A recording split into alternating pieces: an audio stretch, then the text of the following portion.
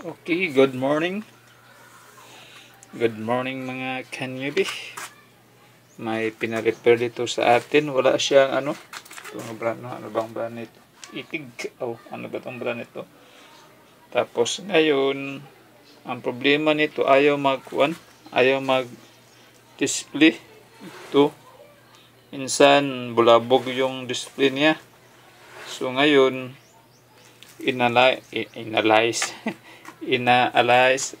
analyze natin. Okay naman ang voltahe. So naglagay ako ng dito para maka lang tayo sa voltahe na pang secondary niya nga voltahe. Hindi lang natin muna ito on ang welding. Dito lang muna tayo. So mag-display siya pero walang klarong display, wala. Ngayon analyze natin ito, nakita natin ito may crack ito.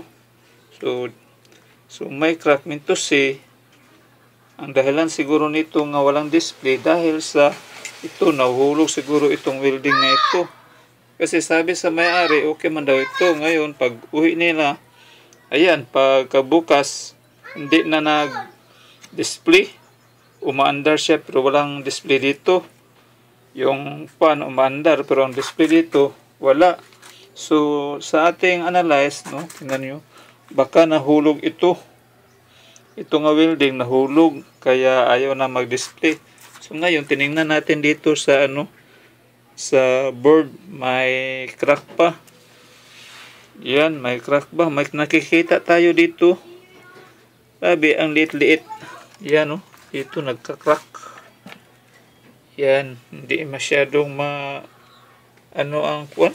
hindi masyadong makikita. Parang blurred ang cellphone ko. Ba't kaya? Sandali lang muna. Okay na, nilinisan natin.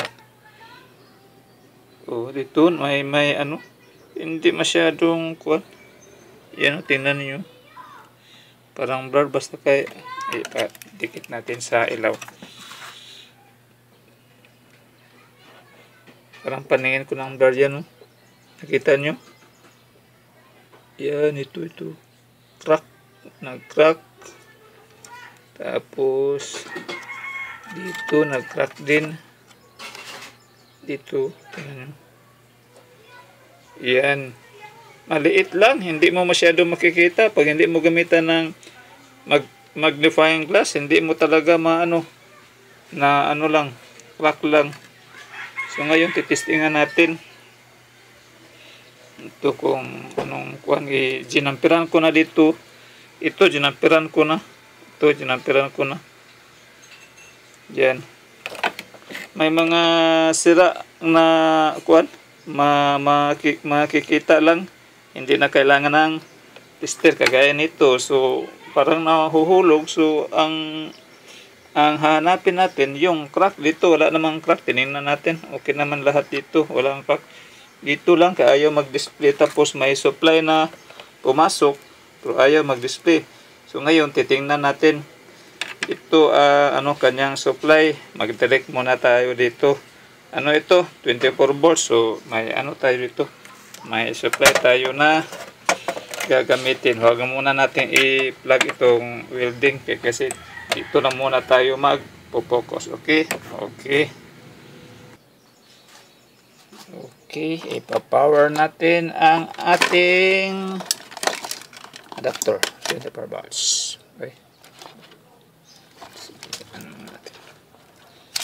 Okay, ilipat muna natin. Okay. Yan. Tingnan ninyo. Ito lang muna. Nawala. Naglulus pala. Yan. Ito lang muna ang gagamitin natin. Mga 24 volts o 20, pwede na yan.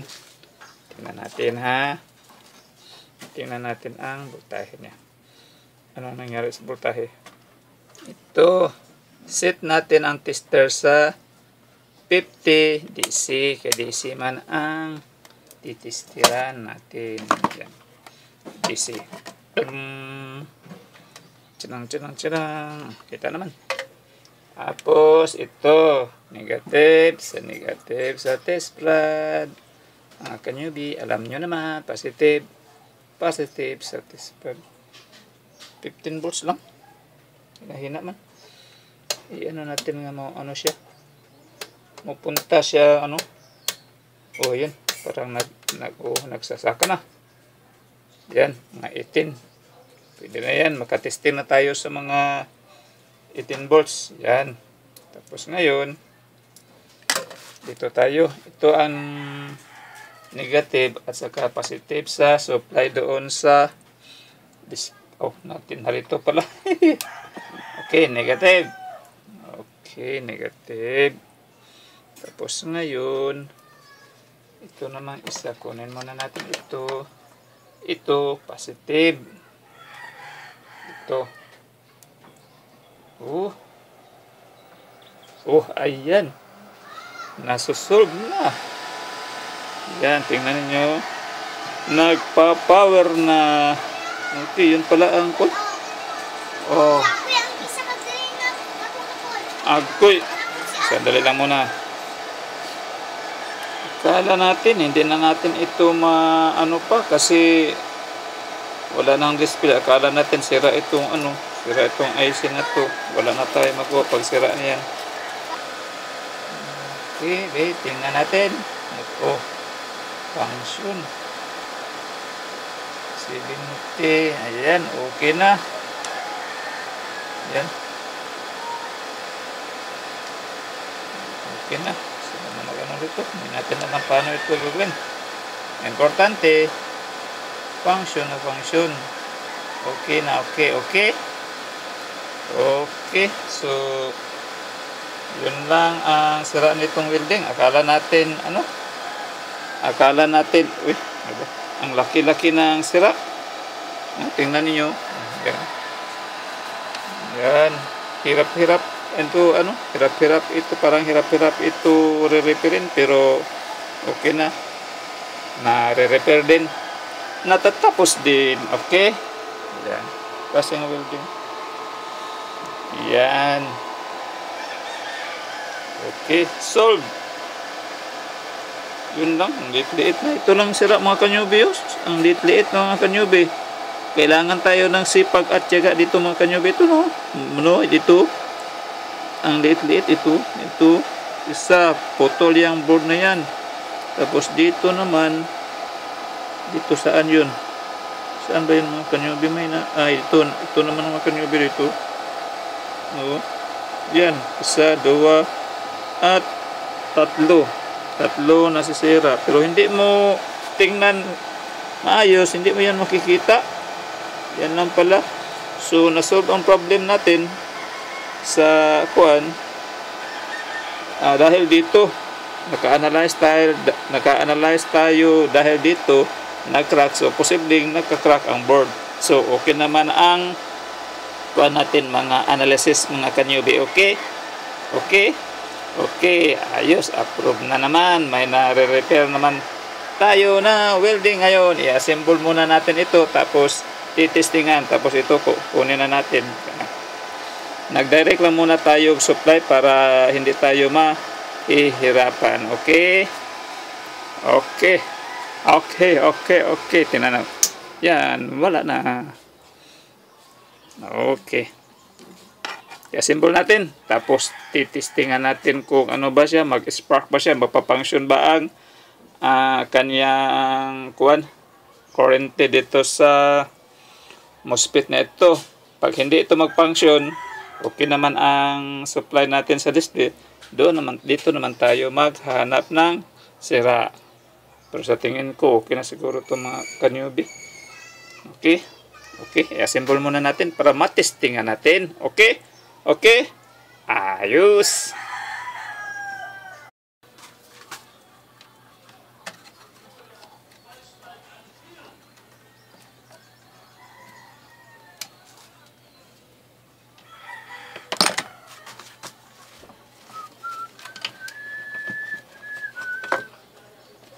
Ay,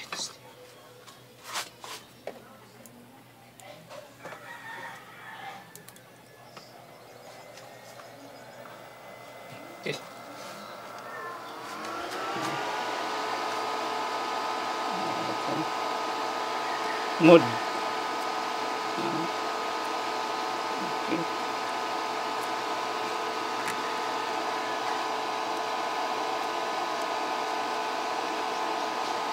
Okay, function na lahat. Ayos. Yun. Okay.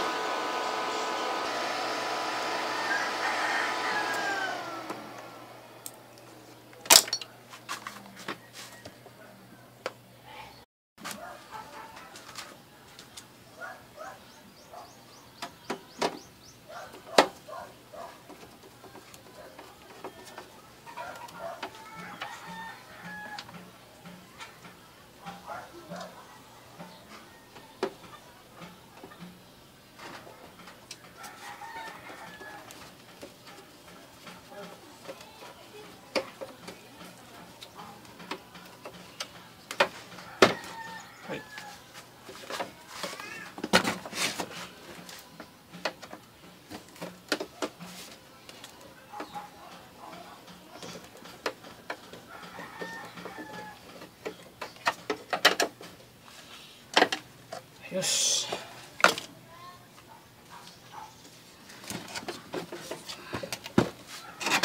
Testingin.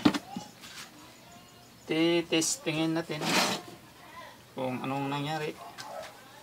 Ox na ba? Soldering lead lang siguro ang ano natin. I-testing. Ano ito? Para malaman na natin kung may ano na ba. Soldering lead lang. Yun.